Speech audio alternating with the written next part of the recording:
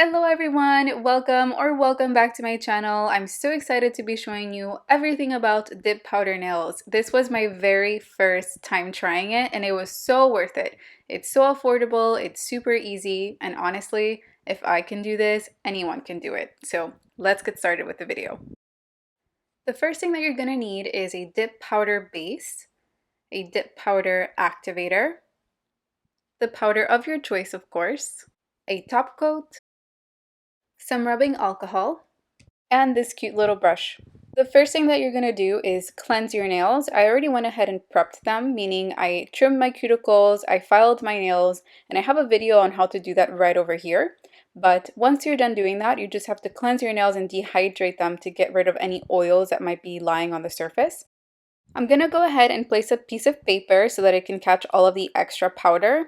And I'm going to start applying the base coat to my nail. So you want to do this fairly fast. You don't want the layer to be super thin, also not super thick. And as soon as you're done painting, go ahead and dip your nail into the powder. After dipping it, you just have to tap your finger to remove any excess, and this is what your nail should look like. One super important tip is to not get any of this base coat on your cuticles or on your skin, because when you dip your finger into your powder, it's going to get stuck everywhere. So we definitely don't want that. And the next thing is to work with one finger at a time, because when you're applying the base coat, you don't want it to dry before you put it in the powder. Otherwise, it's not going to stick properly. After the powder has settled, you can go ahead and grab your cute little brush and dust away any excess powder.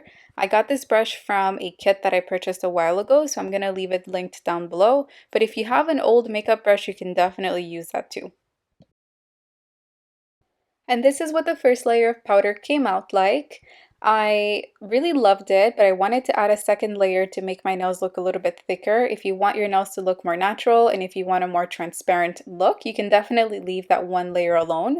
But if you're adding a second layer, you're going to repeat step 1 and 2 all over again. So add some base coat, dip your finger, tap, get any excess powder off, and do that with every single one of your nails. And this is what a second layer of powder looks like. I was pleasantly surprised because I was expecting the powder to bulk up and get super thick or uneven, but it came out beautifully. So definitely go for that second or even third coat if you want to have a thicker look. The next step is going to be to grab your activator and apply it to every single one of your nails. The activator is just going to cure or harden the powder so that you can move on to the next step. Once the activator has dried, you can start playing around with the shape of your nail. Some people choose to actually buff the top of it or shape it up. I felt like my nails came out so good as it is that I just had to fix up a couple of edges and make sure that everything was nice and even. But if you want to use an e-file or if you want to use a nail buffer, definitely go for it. After filing your nails and achieving the shape that you want, you can go ahead and dust off all of the excess powder and go back in with the activator and apply a second coat just to make sure that everything cures properly.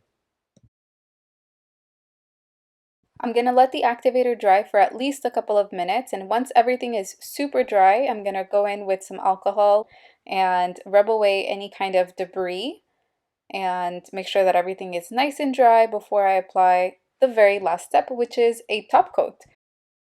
So my top coat is actually my regular top coat that I use for my normal nail polish. I didn't get a top coat specifically for dip powder just because I wanted to try this out, and it actually worked. So if you don't have dip powder top coat at home, or if you run out or whatever it is, you can definitely use your regular top coat. And these are the final results. I'm so happy with the way that everything came out. This ended up being like a $3 manicure, so I'm going to leave all of the products linked in the description box for all of you. Thank you so much for watching. I hope that you enjoyed learning with me today. Until the next time, bye!